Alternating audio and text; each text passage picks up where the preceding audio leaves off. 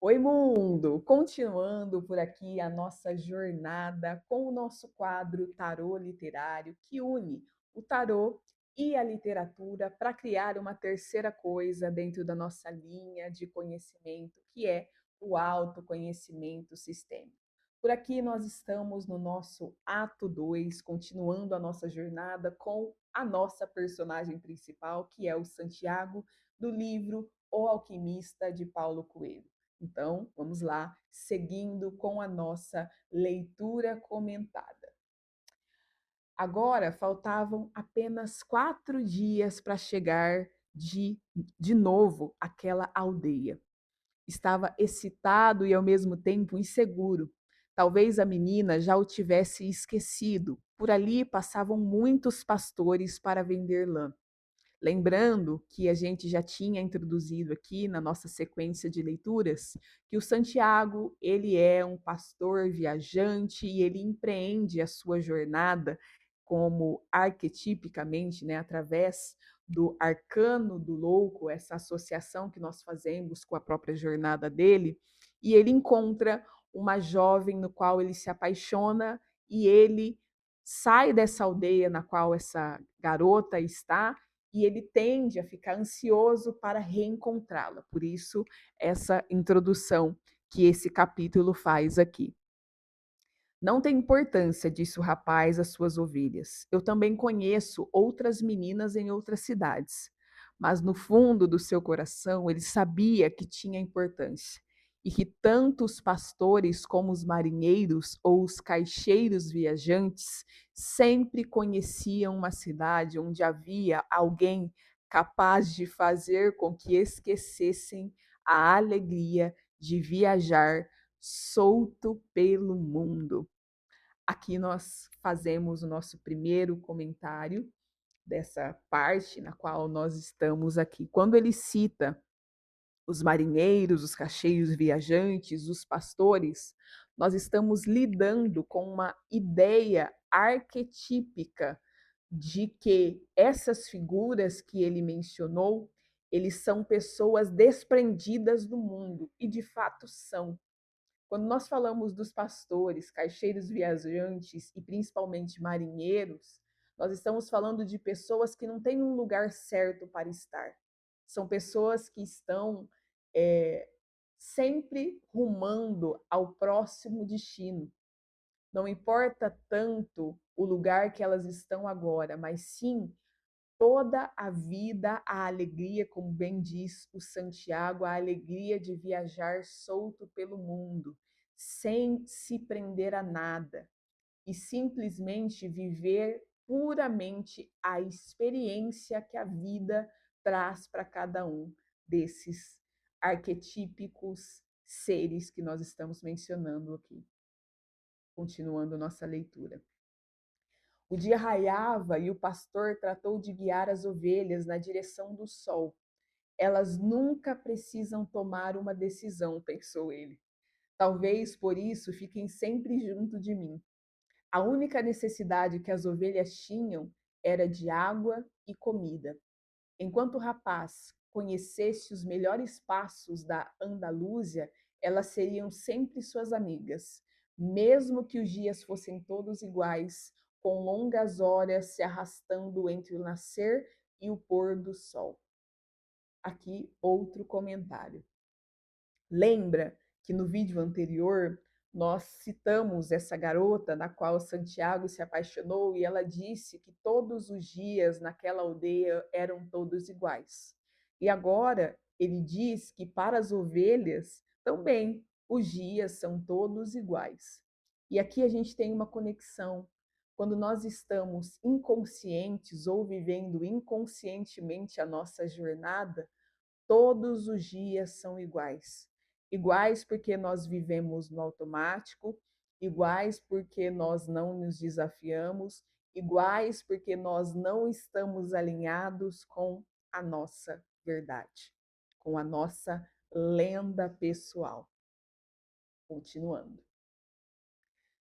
E aqui mesmo que elas jamais tivessem lido um só livro em suas curtas vidas e não conhecessem a língua dos homens que contavam as novidades nas aldeias. Elas estavam contentes com água e comida, e isso bastava.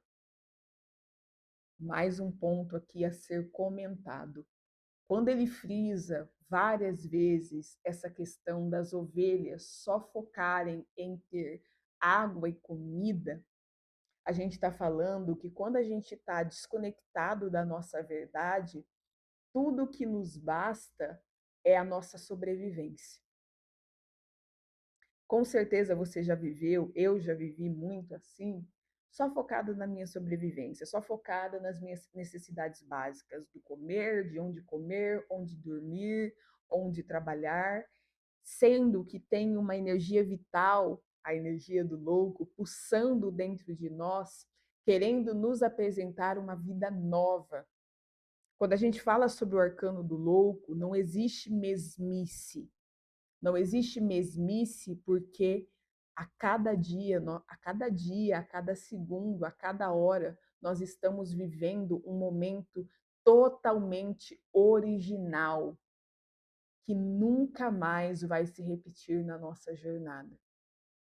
Eu estou aqui hoje gravando para vocês, e por mais que eu grave outras coisas para vocês, esse momento, como ele se configura agora, ele é totalmente original. Ele não irá se repetir com essa configuração, com a energia que está presente, da maneira na qual eu estou colocando as palavras, da maneira como eu estou pensando agora, da maneira como as informações estão chegando até mim e estão chegando a vocês.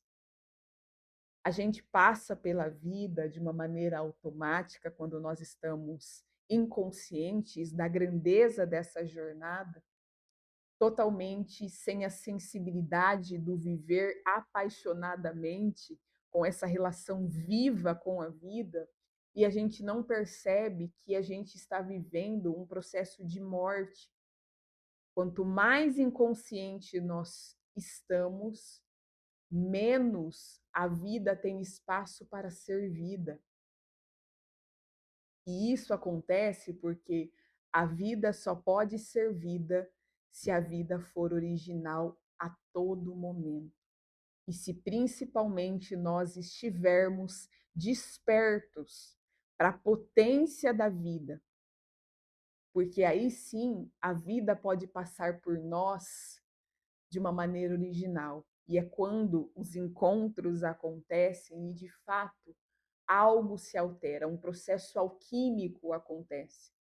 A alquimia é um processo de transmutação no nosso ser, como eu já falei em algum dos nossos vídeos, porque ele está associado, intimamente conectado ao nosso processo de individuação, que é quando a nossa parte essencial opera e dirige a nossa vida.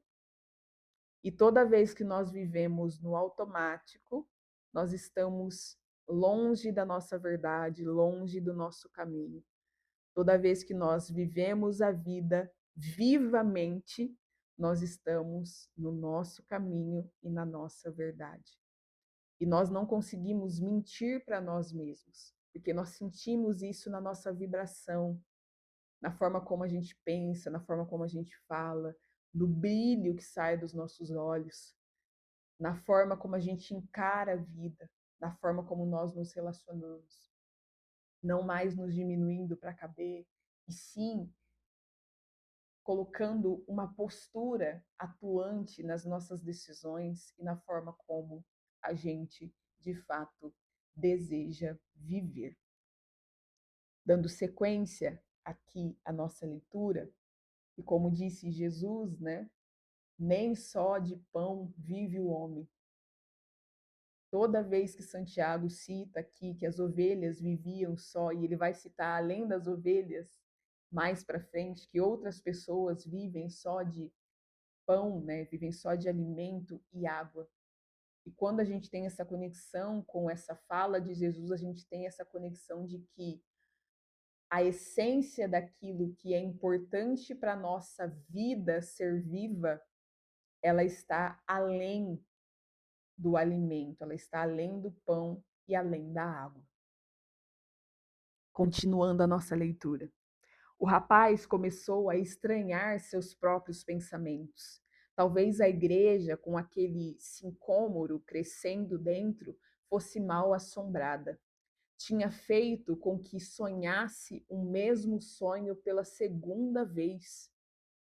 E estava lhe dando uma sensação de raiva contra suas companheiras, sempre tão fiéis, tão fiéis. Bebeu um pouco de vinho que havia sobrado do jantar da noite anterior e apertou o casaco contra o corpo. Ele sabia que em poucas horas, com o sol a pino, o calor seria tão forte que não ia poder conduzir as ovelhas pelo campo. Era a hora que toda a Espanha dormia no verão. O calor durava até a noite e durante todo esse tempo ele tinha que ficar carregando o casaco. Entretanto, quando pensava em reclamar do peso, sempre lembrava que por causa dele não havia sentido frio de manhã. Temos que agradecer sempre, preparados para as surpresas do tempo, disse ele, e sentia-se grato pelo peso do casaco. O casaco tinha um motivo e o rapaz também. Em 2 anos, pelas planícies da Andalúzia, ele já sabia de cor todas as cidades da região. E esta era a grande razão de sua vida: viajar. Estava planejando explicar desta vez à menina por que um simples pastor sabe ler. Havia estado até os 16 anos num seminário. Santiago, aqui ele começa a retroceder em pensamento para conectar aquela ideia que foi mencionada antes, no capítulo anterior, quando a menina questiona como um pastor poderia saber ler, porque não era o habitual, né? E aqui ele coloca que ele fez parte de um seminário até os seus 16 anos de idade. E seus pais queriam que ele fosse padre, motivo de orgulho para aquela simples família na qual ele pertencia. Era uma família camponesa que trabalhava, olha esse ponto, a família dele trabalhava apenas em troca de água e comida, como as suas ovelhas. Aqui um comentário breve, que é aquela conexão que eu acabei de fazer para vocês, que não só as ovelhas, elas representam o inconsciente e o consciente do Santiago, mas elas também representam o consciente e o consciente do entorno dele. Então, todo o entorno dele está vivendo essa dualidade de consciente e inconsciente também ao mesmo tempo. E a família dele também estava nesse processo inconsciente de apenas viver com o objetivo do alimento e da água. Continuando. Ele, o Santiago, estudou latim, espanhol e teologia, mas desde criança sonhava em conhecer o mundo, e isto era muito mais importante do que conhecer Deus ou os pecados dos homens. Certa tarde, ao visitar a família havia tomado coragem e dito a seu pai que não queria ser padre, queria viajar. Aqui, mais um comentário. Primeiro, quando Santiago ele diz que a grande razão da sua vida é viajar, ele está nos provocando a essa conexão primordial com o arcano do louco, que é o arcano que nos conecta com o agora, com a experiência do agora. Qual é o centro da nossa vida? A experiência da vida. E para se ter experiência da vida é preciso nada mais e nada menos do que viver. Viver e principalmente viver conscientemente o que se vive. E quando ele diz que isso para ele é mais importante que conhecer a Deus, ele não está menosprezando conhecer a Deus. Muito pelo contrário, ele está tirando o conhecer a Deus de uma instituição. Existe uma diferença entre Eu conhecer a Deus única e exclusivamente pela religião e eu conhecer a Deus entendendo que Deus é tudo o que existe. E se ele é tudo o que existe, ele está na religião e também pode, e assim como está em tudo que existe. E quando o Santiago ele faz esse comunicado à família, algo acontece. Homens de todo mundo já passaram por esta aldeia, filho, diz o pai dele. Vêm na busca de coisas novas, mas continuam as mesmas pessoas. Vão até o morro conhecer o castelo e acham que o passado era melhor que o presente. Têm cabelos louros ou pele escura, mas são iguais aos homens de nossa aldeia. Aqui mais um comentário. Quando o pai ele comenta esse trecho, que diferentes pessoas já tiveram nessa aldeia, de pele escura, de cabelos loiros, ele está colocando um ponto em comum. Todos nós, toda a humanidade passa por uma jornada pessoal de autoconhecimento, de autodescoberta. Mas nós somos todos humanos. É como se a alma do mundo, o inconsciente coletivo, estivesse atuando nesse momento e nos dizendo: olha, a sua dor não é só sua. Aquilo que você passa, ela tem pontos em comum com todos os seres, principalmente com todos os seres humanos. Essa é a ideia dessa questão do inconsciente coletivo, que é aonde nós vivenciamos arquetipicamente a nossa jornada. Nós captamos essa jornada, ou melhor, essa energia primordial dentro desse campo do inconsciente coletivo. E ele, o pai do Santiago, continua: mas não conheço os castelos das terras de onde eles vêm, retrucou o rapaz. Esses homens, quando conhecem nossos campos e nossas mulheres, dizem que gostariam de viver para sempre aqui, continuou o pai. Quero conhecer as mulheres e as terras de onde eles vieram, disse o rapaz, no caso Santiago, porque eles nunca ficam por aqui. Os homens trazem a bolsa cheia de dinheiro, disse uma vez o pai. Entre nós, só os pastores viajam. Então serei o pastor, disse o Santiago. Como o pai mencionou que entre eles somente um pastor viajava, a partir desse momento, ser um pastor era tudo que o Santiago gostaria de ser. Por quê? Sendo um pastor, vivendo o arquétipo de um pastor, ele poderia realizar o seu principal feito, o seu principal objetivo, que era viajar, pura e simplesmente. E aqui o viajar, pura e simplesmente, não é simplista, pois o viajar simboliza o, o se alçar para algo desconhecido. Quando nós viajamos, mesmo sabendo o destino, nós não sabemos o que nós vamos encontrar no meio do caminho. E todas as nuances de percepções que nós vamos expandir sobre nós e sobre aquilo que nós tivemos contato, seja pessoas que nós tivemos contato, seja os lugares que nós tivemos contato, que nós conhecemos, né? Seguindo aqui. O pai não disse mais nada. No dia seguinte, deu-lhe uma bolsa com 3 antigas moedas de ouro espanholas. Achei certo, achei certo dia no campo, iam ser da igreja como seu dote. Aqui o pai está dizendo que essas moedas ele achou em algum dia no campo e essas moedas seriam o dote para quando ele se tornasse um sacerdote, mas que ele decidiu entregar para que o Santiago ele seguisse a sua jornada comprando algum rebanho e seguindo a sua jornada enquanto pastor. E ele diz para Santiago: compre seu rebanho e corra ao mundo até aprender que nosso castelo é o mais importante e nossas mulheres são as mais belas.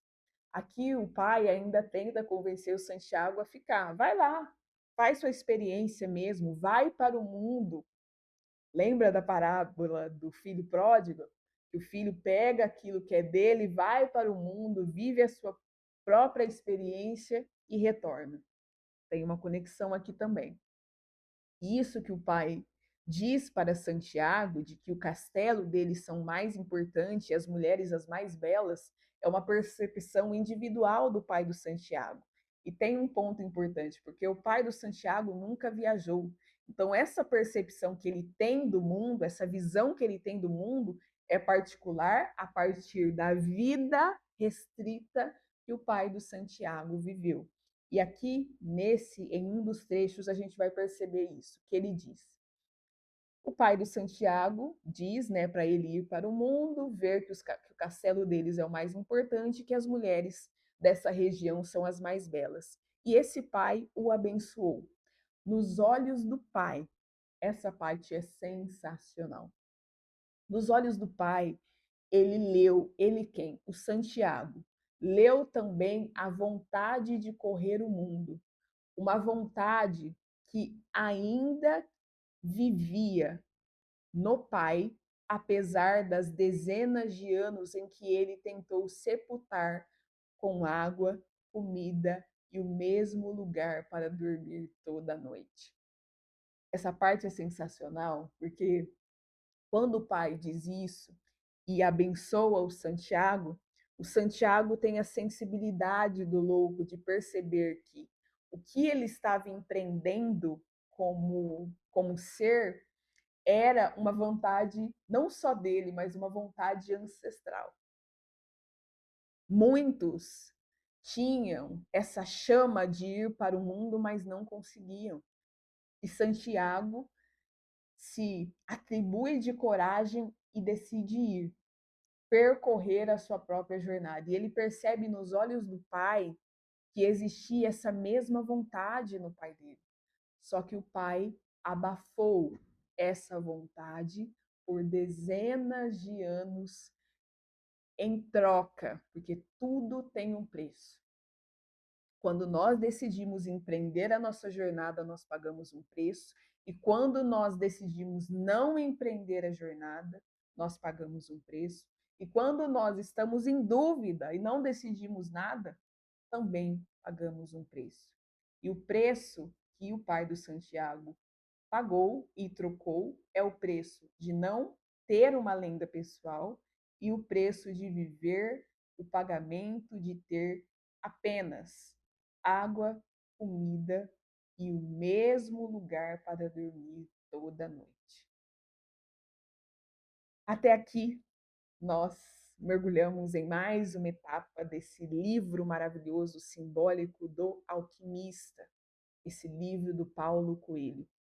E nós vamos continuar em mais um ato, ou até mesmo dois atos, continuando os atos aqui da leitura comentada, para que a gente pegue o essencial desse livro e depois, no terceiro ato, nós vamos concluir essa jornada desses primeiros episódios do nosso tarô literário, do nosso quadro tarô literário, com as 5 camadas dos padrões inconscientes do Santiago, que estão presentes nesse livro em especial e que faz essa conexão com o arcano do louco. Então, para que você não perca nenhum episódio, se esse conteúdo faz total sentido para você e você quer aprofundar o seu autoconhecimento sistêmico, se inscreva neste canal e ative o sininho para que você não perca nenhum conteúdo. Além disso, curta, comente e faça as suas sugestões. Mais uma vez, você está em casa conectada comigo e com todo esse autoconhecimento sistêmico. Até o nosso próximo episódio.